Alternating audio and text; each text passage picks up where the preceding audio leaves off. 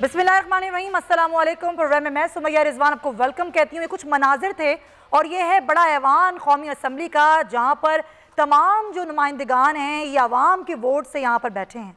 इन्होंने यहाँ पर आवाम के हक़ में फ़ैसले करने, और आज जो बहस हो रही थी वो बड़े अहम मौजू पे थी। वो इस मौजू पर थी कि सेनेट इलेक्शंस होने हैं, वो ओपन बैलेट के ज़रिए होने हैं।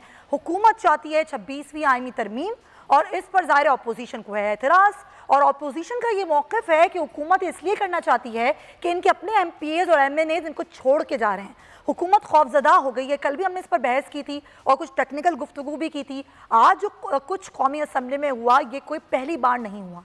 आप जानते हैं यहाँ पर ऐसे ही मछली बाजार बनता है। ऐसा लगता है कि दूसरी और तीसरी के तालिब इल्म हैं जो आपस में लड़ रहे हैं, एक दूसरे के ऊपर जुमले बाजी कर रहे हैं। दूसरी जाने PDM का इजलास भी जारी है। आज बड़े आम फैसले होने हैं। ये PDM जो बार बार डेडलाइन देती रही कि आज भी एक और डेडलाइन दी जाएगी या तारीख का ऐलान किया जाएगा और बताया जाएगा कि ये है तारीख और अब होगा लॉन्ग मार्च। तो ज़रा मैं चाहूँगी कि हम इससे ही आगाज़ करें और मौलाना फजलुर रहमान जो कि सरबराह भी हैं PDM के, तो उनकी कुछ यादें ताज़ा करते हैं कि वो क्या कुछ कब उन्होंने क्या कहा, वो देखिए फिर गुफ्तगू आगाज़ करते हैं। आज हम हुकूमत को वाज़ेह कर देना चाहते हैं कि 31 जनवरी तक हुकूमत मुस्ताफ़ी हो जाए। अगर 31 जनवरी तक हुकूमत मुस्ताफ़ी नहीं होती तो फिर सरबराही इजलास 1 फरवरी को इस्लामाबाद के लिए लॉन्ग मार्च का ऐलान कर देगा और उसकी तारीख़ का फ़ैसला भी उसी में किया जाएगा। मौलाना साहब तो शुरू से यही कहते रहे हैं कि लॉन्ग मार्च, लेकिन अदम एतमाद की तहरीक का ऑप्शन पीपल्स पार्टी ने दिया, इस्तीफे देने का ऑप्शन मियां नवाज शरीफ साहब ने दिया। अब ये तीनों ऑप्शंस आज ज़ेर गौर लाए जा रहे हैं इजलास में। क्या आज फैसला हो जाएगा? किसी एक बात पर मुत्तफिक हो जाएगी PDM और आज वो फैसला दे भी देगी। मेरे तमाम मेहमान मेरे साथ मौजूद हैं। फैसल अजीज़ खान साहब कराची स्टूडियोज़ में हैं, चीफ न्यूज़ ऑफिसर हैं, सीनियर सहाफ़ी तज़ियाकार, बहुत शुक्रिया आपका। तज़ियाकार शाहिद रिंद साहब भी हमारे साथ मौजूद हैं, आपका भी बहुत शुक्रिया। लेकिन ज़रा सिद्दीक साजिद हमारे नुमाइंदे खुसूसी हमारे साथ हैं, पहले उनसे डिटेल्स ले लेते हैं कि क्या क्या चल रहा है। अभी इतना टाइम हो गया इजलास शुरू हुए, कब आएगी PDM ये फैसला लेकर कि अब क्या होना है? सिद्दीक, ज़ाहिर बड़ा अहम है आज का इजलास और आज गौर हो रहा है इस बात पर कि क्या होगा, लॉन्ग मार्च या फिर तहरीक अदम एतमाद या इस्तीफे, क्या आज हो जाएगा फैसला? जी बिल्कुल, आज इन्होंने फैसला करना है समिया, और उसकी सबसे बड़ी वजह यह है कि ख़ुद मौलाना फजलुर रहमान ने कहा था कि हम फरवरी में लॉन्ग मार्च की तारीख देंगे। तो अब लॉन्ग मार्च के हवाले से पीपल्स पार्टी की जानब से 23 मार्च की तजवीज़ जो है वो पेश की गई है। अच्छा। मुस्लिम लीग नून की जानब से वस्त मार्च में लॉन्ग मार्च शुरू करके 11 अप्रैल तक लॉन्ग मार्च जो है उसका पहला मरहला मुकम्मल करने की तजवीज़ जो है वो दी गई, क्योंकि 12 अप्रैल से मुमकिन तौर पर रमज़ान जो है वो शुरू हो जाएगा। और ये आज इन्होंने यही फैसला करना है। लॉन्ग मार्च की तारीख आज सामने आने का कभी इम्कान है और 3 नुकाती एजेंडा है आज के इजलास का। 10 के 10 जमातों के रहनुमा, मरकज़ी रहनुमा, कायदीन जो है वो आज के इजलास में शरीक हैं और 1.25 घंटा से ज़्यादा हो गया है ये इजलास शुरू हुए, और इन्हीं तजावीज़ को अब अमली शक्ल दी जा रही है कि लॉन्ग मार्च जब शुरू हो तो किस शहर से शुरू हो और उसका तरीक़ाकार क्या हो और इस्लामाबाद में कब पहुँचना है। क्योंकि इसके पीपल्स पार्टी का ये कहना है कि पहले लॉन्ग मार्च किया जाए, उसके बाद इस्तीफ़ों का ऑप्शन जो है वो इस्तेमाल किया जाए। लेकिन उससे पहले सबसे पहले जो है चूँकि अभी फरवरी में सेनेट का जो इलेक्शन है उसका शेड्यूल भी अनाउंस हो जाना है, तो वो भी एक पीपल्स पार्टी की जानब से तजवीज़ दी गई है कि सबसे पहले यानी कि लॉन्ग मार्च शुरू करने से भी पहले जो है वो सेनेट का जो इलेक्शन है वो PDM के प्लेटफॉर्म से लड़ा जाए। इस सिलसिले में भी मुस्लिम लीग नून और पीपल्स पार्टी की राय तकरीबन एक ही है कि मिलकर अगर इलेक्शन लड़ेंगे तो जो तयशुदा तादाद है, आसिफ जरदारी का ये मौक़िफ़ है कि जो तयशुदा हमें नंबर्स गेम के मुताबिक सीटें मिलनी हैं, अगर हम मिलकर लड़े तो 1-2 सीटें ज़्यादा निकाल सकते हैं। उम्मीदवार किया जा रहा है। बहुत शुक्रिया सिद्दीक साजिद आपका। फैसल साहब, ये अगर सेनेट इलेक्शंस के बाद होगा लॉन्ग मार्च तो क्या फ़ायदा होगा इससे अपोजिशन को? सुमैया, मेरा ख्याल है कि लॉन्ग मार्च की तारीख होना उससे बढ़कर इम्पॉर्टेंट फैसला ये है जो अभी हमारे नुमाइंदे भी कह रहे थे कि अगर PDM मिलकर सेनेट का इलेक्शन लड़ती है तो सिनेरियो बदल सकता है। अगर आज इन्होंने ये फैसला कर लिया कि पाकिस्तान पीपल्स पार्टी और मुस्लिम लीग नून मिलकर इंतखाबात लड़ेंगे तो ये तारीख साज फैसला होगा। दोनों हमेशा एक दूसरे के खिलाफ रहे हैं, वो मिलकर फैसला लड़ेंगे तो फिर सिनेरियो बदल सकता है। मैं समझता हूँ सबसे बड़ा फैसला आज के इजलास से ये आ सकता है। लॉन्ग मार्च बात की कहानी है, डेट की कहानी है, सिनेरियो बहुत सारे रमजान है।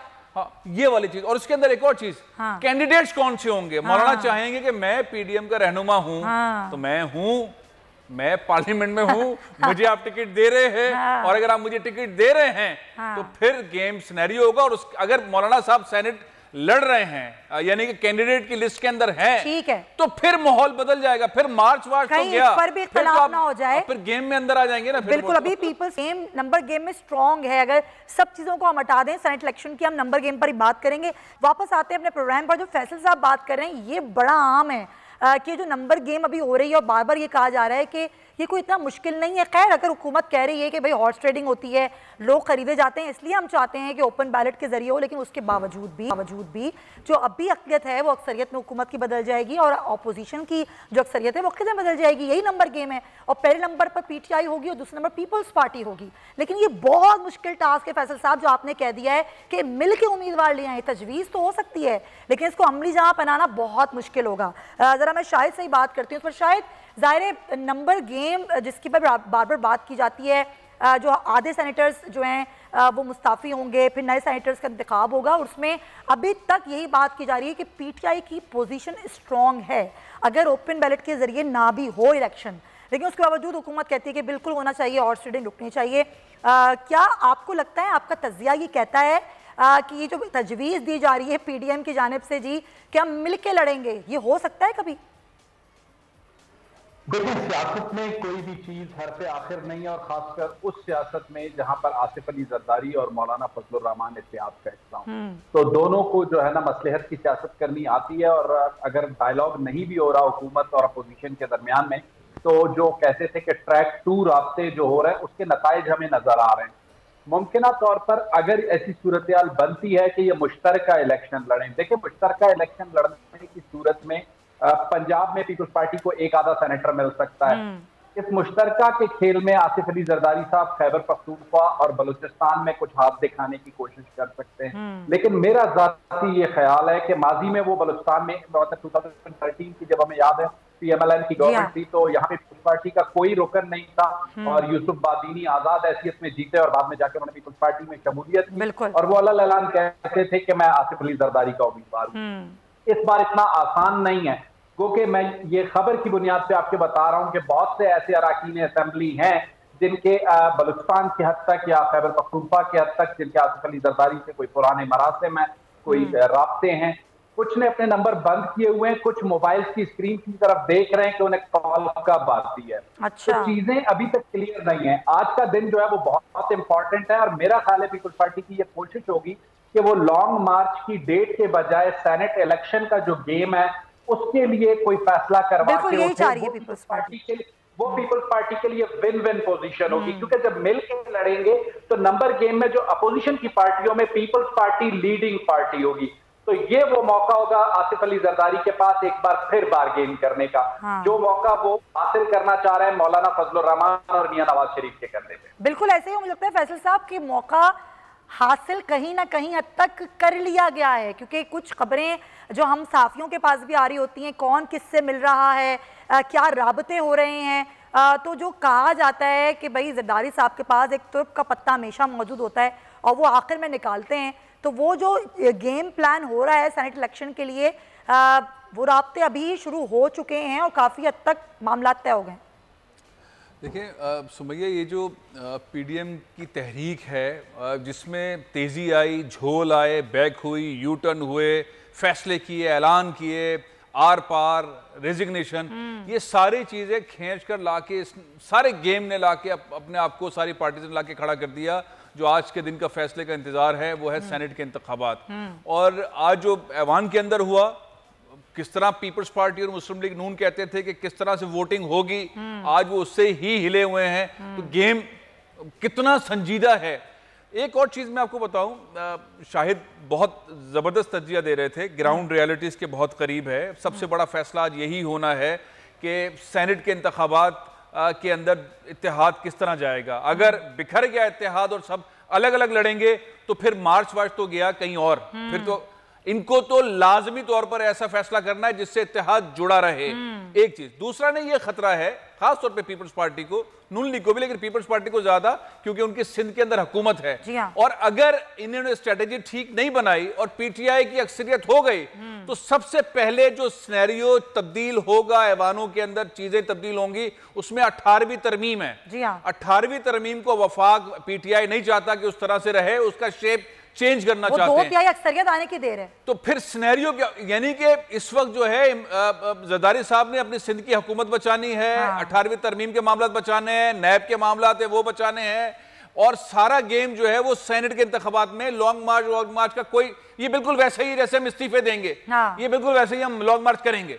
लेकिन अभी जो गेम है वो सिर्फ और सिर्फ सेनेट के इंतखाबात है, और आज फैसला यही होना है कि हम मिलकर लड़ेंगे। अगर मिलकर नहीं लड़ते इसका मतलब इत्तेहाद आपका गया, और अगर तो सिनेरियो जो है बिल्कुल सिंपल सा है कि अपने आप को बचाना है, सिंध हुकूमत को बचाना है, 18वीं तरमीम से बचना है, और वफाक को बैक साइड पे रखना है। तो ज़रदारी साहब, मेरा ख्याल है कि पीपल्स पार्टी एक बार फिर लीड ले रही है सारी पॉलिटिक्स के अंदर। लेकिन वही वाली बात है कि फैसल साहब लीड तो ले रही है, लेकिन अगर दूसरी जमातें साथ नहीं देंगी तो अकेली पीपल्स पार्टी इनसे अलग होके तो फिर वही बातें सुननी पड़ेंगी कि क्या हुआ इनका इत्तेहाद, क्या हुए इनके मामलात। पीपल्स पार्टी ने हमेशा धोखा दिया है, क्या इस बार भी धोखा दे देगी? देखिए, अब दूसरों के पास जो दीगर पार्टीज हैं, आप मुस्लिम लीग न्यून को डिस्कस कर रही हैं, मौलाना फजलुर रहमान साहब को डिस्कस कर रही हैं, एनपी को डिस्कस कर रही हैं, मिल्ली अवामी पार्टी को डिस्कस कर रही हैं, इन लोगों के पास मतलब एहतराम तो मुझे है इन सारी पार्टीज का, लेकिन पत्ते कौन से ग्राउंड पर टेबल पर रखने के लिए?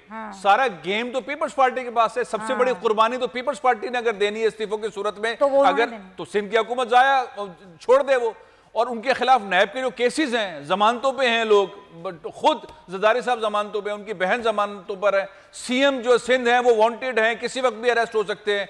इतने सारे ब्यूरोक्रेट सिंध के जो हैं वो सिंध हाई कोर्ट के ऑर्डर के ऊपर फारिग होने को तैयार है, पूरी ब्यूरोक्रेसी फारिग होने को तैयार है, प्ली बार्गेनिंग में बैठी हुई है। 200 से ज्यादा ऑफिसर्स के नाम सिंध हाई कोर्ट में चीफ सेक्रेटरी साहब ने पेश कर दिए कि ये प्ली बार्गेनिंग से जो है वो हो चुके हैं और इनको हम फारिग कर रहे हैं। तो सिंध जो है वो बहुत पेचीदा सूरत हाल के अंदर सिंध गवर्नमेंट फंसी हुई है। इसलिए जो टेबल पर जिसके पॉइंट्स हैं, जो क्राइसिस के अंदर भी है, जो लीड भी कर रही है और जिसका तजर्बा भी सबसे ज्यादा है, वो पीपल्स पार्टी, और बेसिकली सारे क्राइसिस में जो गेन कर रही है, जिसको सब कुछ हासिल हुआ है, वो पीपल्स पार्टी। वो बिल्कुल ऐसा ही है, और जाहिर गेम बनाना भी अपने लिए ही है। अगर नहीं बनाएंगे तो मुश्किल पार्टी फंसेगी। लेकिन हुकूमत कितनी मुश्किल और कितनी आसानी में है, क्योंकि अभी ये जो तरमीम करनी है ये भी कोई आसान टास्क नहीं होगा। खुर्रम शेर जमान साहब मेरे साथ मौजूद हैं पाकिस्तान तहरीक इंसाफ से, उनसे बात करते हैं। खुर्रम साहब, ज़ाहिर बहुत बड़ा मरला है कि आपने 26वीं आईनी तरमीम करनी है, 2/3 अक्सरियत आपके पास नहीं है, अपोजिशन खड़ी हो गई है, एतराज़ात कर रही है, तहफ़्फ़ुज़ात का इज़हार कर रही है, लेकिन आप कहते हैं कि जो ओपन बैलेट से हम करवाना चाहते हैं इलेक्शंस। अगर आपके लोग, जैसे कि ये खदशा वो और सारा मामला अपोजिशन कह रही है कि आपके लोग आपको छोड़ के जा रहे हैं, इसीलिए आपको करवाना चाहते हैं, अगर लोग छोड़ के चले गए और आपने उनको जाने दिया और उनसे इस्तीफे वगैरह भी हो गए, तो फिर इलेक्टोरल कॉलेज तो वैसे ही मुकम्मल नहीं होगा, तो इलेक्शंस कैसे होंगे? क्या सोच क्या रहे हैं आप लोग? जी खुर्रम साहब। जी, मैंने आपसे कहा कि 2 चीजें जो कि हमने करनी है। पहली चीज तो ये है कि हमने हॉर्स शेयरिंग का खात्मा करना है, करप्शन का खात्मा करना है, और उसके साथ साथ उन सियासी जमातों को हमने एक्सपोज करना है।